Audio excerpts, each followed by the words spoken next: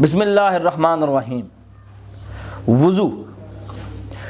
وضو ذریعہ ہے ہماری عبادات کو قبول کرانے کا۔ وضو کے بغیر کوئی عبادت قبول نہیں ہوتی۔ سرکار دو عالم صلی اللہ علیہ وسلم نے فرمایا کہ جس شخص نے وضو کیا، اچھی طرح سے وضو کیا، پھر نماز ادا کی تو اس نماز اور پچھلی نماز کے درمیان کیے گئے تمام گناہ معاف کر دیے جاتے ہیں۔ اور بعض روایات کے اندر آتا ہے کہ کبیرہ گناہوں کو چھوڑ کر تمام گناہ معاف کر دیے جاتے ہیں۔ حضرت ابو ہریرہ رضی اللہ تعالیٰ عنہ سے مروی ہے کہ جب ایک مومن وضو کرتا ہے اور چہرہ دھوتا ہے تو اس کے چہرے سے گرنے والے آخری قطرے تک ہر وہ گناہ جو اس نے اپنی آنکھوں سے دیکھ کر کیا ہوتا ہے معاف کر دیا جاتا ہے۔ جب وہ اپنے ہاتھ دھوتا ہے تو اس کے ہاتھ سے گرنے والے آخری قطرے تک اس نے اپنے ہاتھوں سے جتنے گناہ کیے ہوتے ہیں اللہ ان کو معاف فرما دیتا ہے۔ جب وہ اپنے پاؤں دھوتا ہے تو پاؤں سے گرنے والے آخری قطرے تک ہر وہ گناہ جو اس نے چل کر کیا ہوتا ہے اللہ اسے بخش دیتا ہے، حتیٰ کہ وہ پاک ہو کر نکلتا ہے گناہوں سے۔ یعنی وضو اتنی امپورٹنٹ شے ہے کہ ہر ایک سٹیپ پر وہ گناہوں سے دھلتا چلا جاتا ہے، کیونکہ یہ آغاز ہے اللہ سبحانہ و تعالیٰ کے سامنے پیش ہونے کا۔ یہ تبھی ہوگا جب ہم اپنے وضو کو مسنون اور سنت طریقے سے کریں گے۔ رسول اکرم صلی اللہ علیہ وسلم نے فرمایا کہ بے وضو انسان کی نماز قبول نہیں ہوتی جب تک کہ وہ وضو نہ کر لے۔ بعض روایات میں آتا ہے کہ سرکار دو عالم صلی اللہ علیہ وسلم نے فرمایا کہ وضو کی حفاظت صرف اور صرف مومن کرتا ہے۔ جب بھی کبھی ہم بیٹھ کر وضو کی اہمیت اور اس کے طریقے پر بات کریں گے تو ایک ٹاپک ہمیشہ اٹھ کر آئے گا، وہ ہے مسواک کا، کہ مسواک کی کیا اہمیت ہے۔ سرکار فرماتے ہیں کہ مسواک منہ کو صاف کرنے اور رب کی رضامندی حاصل کرنے کا ذریعہ ہے۔ یعنی مسواک سے نہ صرف منہ کی صفائی ہوتی ہے بلکہ اللہ کی رضا بھی حاصل ہوتی ہے۔ اسی طرح بی بی عائشہ سلام اللہ علیہ فرماتی ہیں کہ جب بھی کبھی سرکار گھر آتے تو مسواک کرتے، جب تہجد کے لیے رات کو اٹھتے تو مسواک کرتے، اور یہاں تک فرمایا سرکار نے کہ میں مسلمانوں کو اگر مشقت میں پڑنے کا ڈر نہ ہوتا تو ان پر ہر نماز میں مسواک کرنے کا حکم دیتا۔ یعنی اگر مجھے اس بات کا ڈر نہ ہوتا کہ یہ ان کے لیے مشقت بن جائے گی، مشکل پریشانی بن جائے گی، تو میں انہیں اس بات کا حکم دیتا کہ وہ مسواک کریں، ہر نماز سے پہلے ہر وضو میں مسواک کریں۔ اتنی زیادہ اہمیت ہے مسواک کی، جبکہ ہم لوگ مسواک کی اہمیت اور فضیلت دونوں بھول بیٹھے۔ خیر، اب ہم چلتے ہیں تحیۃ الوضو کی طرف۔ حضرت عثمان رضی اللہ تعالیٰ عنہ نے پانی کا برتن منگایا، وضو کیا اور پھر 2 رکعت نماز پڑھی۔ اور جو شخص وضو کرے، کسی سے بات نہ کرے اور پھر 2 رکعت تحیۃ الوضو پڑھے تو اس کے گزشتہ تمام گناہ معاف کر دیے جاتے ہیں۔ یہ ہے تحیۃ الوضو۔ تو ہمیں چاہیے کہ تمام نوافل، تمام سنتیں اور تمام فرائض کو دوڑ کر پکڑیں اور نیکیوں کے حریص بنیں اور نیکیاں حاصل کریں اور نیکی کا حکم دیں، برائی سے روکیں اور اپنے آپ کو بھی روکیں، لوگوں کو بھی روکیں اور اپنے آپ کو بھی روکیں۔ تو وضو کا آغاز کیسے ہوگا؟ انما الاعمال بالنیات، کہ تمام اعمال کا دار و مدار نیتوں پر ہے، ارادے پر ہے آپ کے، جو آپ ارادہ کر رہے ہیں۔ زبان سے نیت کرنا ثابت نہیں ہے کہ زبان سے کوئی پرٹیکولر دعا رسول اکرم صلی اللہ علیہ وسلم نے ہمیں سکھائی ہو، ایسی کوئی دعا نہیں ہے۔ بلکہ جب آپ وضو کرنے بیٹھے ہیں تو آپ کو معلوم ہے میں وضو کرنے بیٹھا ہوں تو میں کیوں بیٹھا ہوں، تو وہ آپ کی نیت اس بات کا فیصلہ کرے گی کہ آپ کا وضو ہوا ہے یا نہیں۔ اس کے علاوہ جب بھی کوئی شخص سو کر اٹھے تو ڈائریکٹ برتن کے اندر ہاتھ نہ ڈالے، کیونکہ وہ نہیں جانتا کہ سوتے میں اس کا ہاتھ کہاں جاتا ہے۔ یعنی اس کا ہاتھ گندا ہو سکتا ہے اس کی شرمگاہ کو چھو لیا ہو، تو وہ پہلے وضو کرنے سے پہلے ایک برتن کے اندر اپنے ہاتھوں کو دھوئے اور اس کے بعد اس کے اندر ہاتھ ڈال کر وضو کرے۔ پہلے ہاتھ نہ ڈالے ورنہ وہ سارے کا سارا پانی ناپاک ہو جائے گا اور اس سے اس کا وضو نہیں ہوگا۔ جب بھی وضو شروع کرے تو بسم اللہ پڑھے۔ سرکار دو عالم صلی اللہ علیہ وسلم نے فرمایا کہ جو شخص وضو کے شروع میں اللہ کا نام نہ لے تو اس کا وضو نہیں ہوتا۔ میرے بھائیو، اس کے اوپر 2 ایکسٹریم رویے موجود ہیں۔ کہتے ہیں کہ اگر وضو سے پہلے بسم اللہ نہ پڑھی تو وضو ہوگا ہی نہیں، اور دوسری پارٹی کہتی ہے کہ اگر نہ بھی پڑھو تو کوئی فرق نہیں پڑتا۔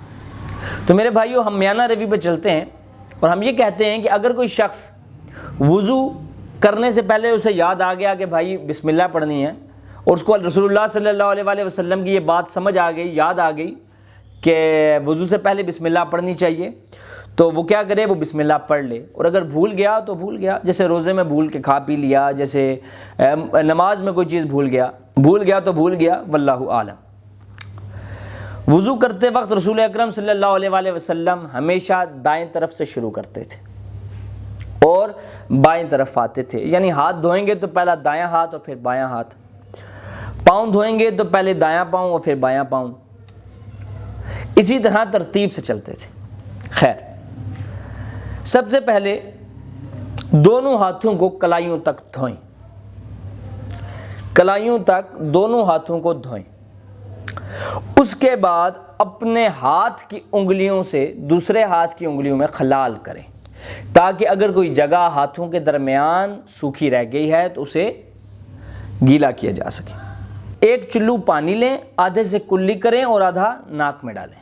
کلی کے لیے اور ناک کے لیے دو الگ الگ چلو بھی لیے جا سکتے ہیں، جیسے ہاتھ میں لیا پہلے کلی کی اور پھر ہاتھ میں لیا اور پھر ناک میں، یہ بھی جائز ہے۔ اور اس کے بعد اس بات کا خیال رکھنا ہے کہ پانی ناک کی اوپری ہڈی تک جائے، لیکن روزے کی حالت میں اس بات کو آپ نے نظر انداز کر دینا ہے، کیونکہ ہو سکتا ہے وہ پانی آپ کے ناک کے تھرو، آپ کی سکل کے تھرو آپ کے منہ میں چلا جائے یا حلق میں جا سکتا ہے، تو روزے کی حالت میں اس چیز کا خیال رکھنا ہے۔ تو ابھی تک ہم نے کیا دیکھا کہ ہاتھوں کو کلائیوں تک دھونا ایک دفعہ بھی اور 3 دفعہ بھی ثابت ہے، اس کے بعد 3 دفعہ منہ میں اور 3 دفعہ ناک میں پانی ڈالنا، اس کے بعد جب یہ کر لے تو پھر 3 دفعہ اپنے چہرے کو دھونا ہے۔ اب چہرے کا احاطہ ہے کیا؟ یہ چہرے کا احاطہ ہے تھوڑی تک، اس کو 3 دفعہ دھونا ہے، لیکن یہ دھوتے وقت اس بات کا خیال رکھنا ہے کہ دھوتے وقت اس کے چھینٹے ساتھ وضو کرنے والوں کے اوپر نہ پڑیں، جنگلیوں کی طرح یا جانوروں کی طرح وضو نہیں کریں، انسان کی طرح وضو کریں۔ اکثر اوقات جب وضو کرنے ہم مسجدوں میں بیٹھتے ہیں تو ہمارے ساتھ والے احباب ہاتھ میں پانی لیتے ہیں اور شڑپ کر کے منہ پہ ڈالتے ہیں، جس سے چھینٹے ساتھ والے وضو کرنے والے لوگوں کے اوپر گر رہے ہوتے ہیں، تو اس چیز کا خصوصاً احتیاط کیا کریں۔ جب 3 دفعہ چہرہ دھو لیں تو اس کے بعد ایک چلو لے کر اپنی داڑھی میں کیا کریں، خلال کریں اور پانی کو اپنے چہرے کے اندر داڑھی کی جڑوں تک پہنچائیں۔ اس کے بعد دایاں ہاتھ کوہنی سمیت دھوئیں اور پھر بایاں ہاتھ کوہنی سمیت دھوئیں۔ اس کے بعد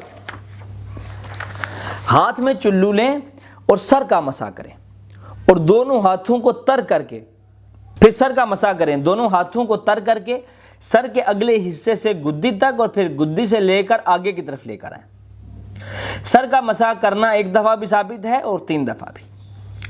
سر کے مسح کے لیے علیحدہ پانی لینا بھی جائز ہے۔ اس کے بعد اپنی شہادت کی انگلیوں کو اپنے دونوں کانوں کے سوراخوں میں ڈال کر اور اپنے انگوٹھوں کو اپنے کانوں کی پشت کے ساتھ مسح کریں، ایسے۔ اس کے بعد اپنے پاؤں ٹخنوں سمیت دھوئیں، ٹخنوں سمیت، ٹخنوں تک نہیں، کوہنیوں تک نہیں، کوہنیوں سمیت دھوئیں اور ٹخنوں سمیت دھوئیں۔ اور اس کے بعد اپنے بائیں ہاتھ کی چھوٹی انگلی سے پاؤں کی انگلیوں کے درمیان خلال کریں۔ میرے بھائیو، یہ وہ طریقہ ہے جو سرکار دو عالم صلی اللہ علیہ وسلم نے ہمیں سکھایا ہے، وضو کرنے کا مسنون طریقہ، سنت طریقہ۔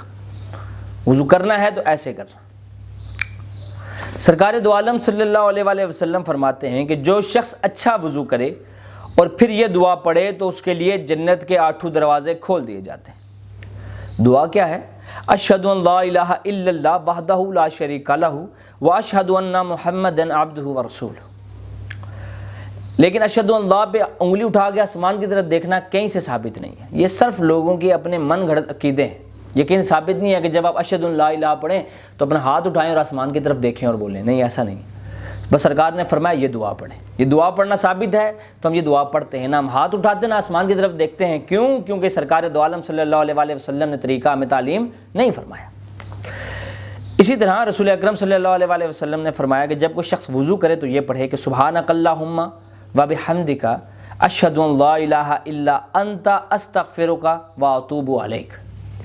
تو یہ وہ دعائیں ہیں جو رسول اکرم صلی اللہ علیہ وسلم نے ہمیں سکھائی ہیں۔ اچھا، وضو کا مسنون طریقہ ہو گیا، وضو کے اذکار ہو گئے، تحیۃ الوضو ہو گیا، لیکن وضو کرتے ہوئے ہمیں کن کن باتوں کا خیال رکھنا چاہیے؟ عبداللہ بن عمر رضی اللہ تعالیٰ عنہ نے فرمایا کہ ہم رسول اللہ صلی اللہ علیہ وآلہ وسلم کے ساتھ مکے سے مدینے واپس آئے تو راستے میں جب ہم ایک پانی والی منزل پر پہنچے تو عصر کے وقت کچھ لوگوں نے جلدی جلدی وضو کر لیا، تو ہم ان تک پہنچے تو ان کی ایڑیاں اس طرح نظر آ رہی تھی کہ انہیں پانی نہیں لگا، تو رسول اللہ صلی اللہ علیہ وآلہ وسلم نے فرمایا کہ ان ایڑیوں کے لیے آگ کا عذاب ہے، وضو اچھی طرح کیا کرو۔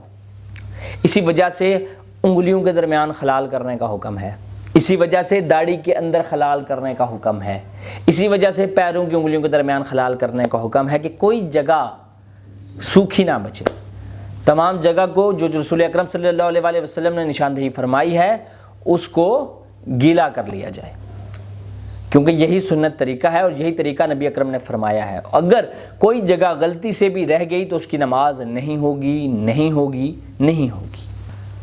اس کے علاوہ جب کوئی بندہ نیند سے بیدار ہو، یہ میں پہلے بھی روایت بیان کر چکا ہوں، تو وہ اپنا ہاتھ ڈائریکٹ برتن کے اندر نہ ڈالے۔ اب تو ہمارے ہاں چونکہ ٹوٹیوں کا اور شاورز کا نظام ہے تو اس لیے اتنا مسئلہ نہیں ہوتا، لیکن پہلے وقتوں میں ایسا نہیں تھا، اور ابھی بھی اگر کہیں گاؤں میں یہ ٹوٹیاں وغیرہ نہیں ہیں تو وہاں پر بھی یہ مسئلہ اسی طرح بہرحال قائم رہے گا کہ وہ بالٹی کے اندر یا اس برتن کے اندر اپنا ڈائریکٹ ہاتھ نہ ڈالے، کیونکہ اسے نہیں معلوم کہ وہ سوتے میں اس کا ہاتھ کہاں کہاں جاتا رہا اور اس کا ہاتھ کیا پتہ ناپاک ہو گیا ہو، تو پہلے وہ اپنے ہاتھوں کو اچھی طرح دھوئے اور اس کے بعد اس برتن کے اندر ہاتھ ڈالے اور اس برتن سے پانی نکالے۔ اب ایسے کون سے کام ہیں جن سے وضو ٹوٹ جاتا ہے یا جن سے وضو نہیں رہتا؟ نمبر 1، پیشاب کرنے سے یا پاخانہ کرنے سے آپ کا وضو نہیں رہتا۔ نمبر 2، ہوا خارج ہونے سے، فارٹ کرنے سے آپ کا وضو ٹوٹ جاتا ہے۔ نمبر 3، مزی نکلنے سے آپ کا وضو ٹوٹ جاتا ہے۔ نمبر 4، شرمگاہ کو بغیر کسی کپڑے کے یا پردے کے چھونے سے وضو ٹوٹ جاتا ہے۔ کپڑوں کے اوپر سے چھونے سے شرمگاہ کو اگر آپ چھو لیتے ہیں تو آپ کا وضو نہیں ٹوٹتا، لیکن اگر آپ کسی پردے کے بغیر اپنی شرمگاہ کو چھو لیتے ہیں تو آپ کا وضو ٹوٹ جاتا ہے۔ فار ایگزامپل بعض اوقات لوگ وضو کرتے ہیں، وضو کرنے کے بعد کپڑے تبدیل کرتے ہیں، تو کپڑے تبدیل کرتے ہوئے غلطی سے ان کا ہاتھ ان کی شرمگاہ پہ لگ جاتا ہے تو میرے بھائیوں ان کا وضو ٹوٹ جاتا ہے۔ گہری نیند سے، سو جانے سے آپ کا وضو بھی ٹوٹ جاتا ہے۔ اس کے علاوہ اگر کوئی شخص بے ہوش ہو جائے تو اس کا بھی وضو ٹوٹ جاتا ہے۔ جب بندہ نیند میں ہے اگر اس کا وضو ٹوٹ گیا ہے تو بے ہوش والے کا بھی وضو ٹوٹ جاتا ہے۔ اس کے علاوہ جمع کرنے سے، ہم بستری کرنے سے، احتلام ہو جانے سے یعنی نائٹ فال ہونے سے، حیض ہونے سے یعنی عورتوں کے جو پیریڈز ہوتے ہیں، اور نفاس سے وضو ٹوٹ جاتا ہے۔ اب یہ چاروں وہی چیزیں ہیں جن سے غسل بھی واجب آتا ہے، یعنی اگر جمع کر لیں تو غسل واجب، احتلام میں ہو جائے تو غسل واجب، حیض ہو تب، نفاس ہو تب، تو جن چیزوں غسل واجب ہوتا ہے ان سے وضو بھی ٹوٹ جاتا ہے۔ اور اس کے علاوہ اونٹ کا گوشت کھانے سے بھی وضو ٹوٹ جاتا ہے۔ اس کے علاوہ کون سی ایسی چیزیں ہیں جن سے وضو نہیں ٹوٹتا؟ اس میں ہے نکسیر پھوٹنے سے وضو نہیں ٹوٹتا، یعنی کہ ناک کے اندر سے خون آ جائے تو آپ کا وضو نہیں ٹوٹے گا۔ قے آنے سے وضو نہیں ٹوٹے گا۔ معمولی سی خماری آنے سے وضو نہیں ٹوٹے گا۔ گہری نیند ہوگی تو وضو ٹوٹ جائے گا، یعنی ٹیک لگا کر، فقہا کہتے ہیں کہ ٹیک لگا کر جس نیند میں آپ سو جائیں اس سے وضو ٹوٹ جائے گا، اور بغیر ٹیک لگائے جس میں آپ کو ہلکی سی خماری اور جھٹکے آئیں نیند کے، اس سے آپ کا وضو نہیں ٹوٹے گا۔ حالت نماز میں ہوا خارج ہونے کا محض شک پڑنے سے آپ کا وضو نہیں ٹوٹے گا۔ کہ آپ کو شک پڑ گیا کہ آپ کا وضو ٹوٹ گیا، کیونکہ حالت نماز میں شیطان آپ کو وساوس دیتا ہے، ڈراتا ہے تاکہ آپ نماز چھوڑ کے بھاگیں۔ تو جب تک آپ کو یقین نہ ہو جائے کہ آپ کا وضو ٹوٹ چکا ہے اس وقت تک آپ کا وضو نہیں ٹوٹا۔ اور شرمگاہ کے علاوہ باقی جسم کے کسی حصے سے خون اور پیپ بہنے سے بھی وضو نہیں ٹوٹتا، یعنی کہ کسی کو دانہ ہے، پھوڑا ہے، پھنسی ہے، اگر اسے پیپ نکل آئی تو اس سے بھی اس کا وضو نہیں ٹوٹے گا۔ تو میرے بھائیو، آج ہم نے کس موضوع پر بات کی؟ وضو کی فضیلت پر، مسواک کی فضیلت پر، تحیۃ الوضو کے بارے میں، مسنون طریقے پر، وضو کے اذکار کے بارے میں، وضو کی احتیاطوں کے بارے میں، اور وہ چیزیں جن سے وضو ٹوٹ جاتا ہے اور وہ چیزیں جن سے وضو نہیں ٹوٹتا۔ میرے بھائیوں اور میری بہنوں، یہ بتانے کا مقصد صرف اور صرف یہ تھا کہ آپ لوگوں تک حق بات پہنچائی جائے، اور وہ لوگ جو وضو کا طریقہ نہیں جانتے یا بھول بیٹھے ہیں یا ابھی اپنی اصلاح کے لیے دوسروں کی طرف دیکھ رہے ہیں کہ کوئی آئے اور ہماری اصلاح کرے، تو یہ ویڈیو محض ان کے لیے بنائی گئی ہے۔ تو انشاءاللہ اگلی ویڈیو میں پھر ملیں گے۔ وما علینا الا البلاغ المبین۔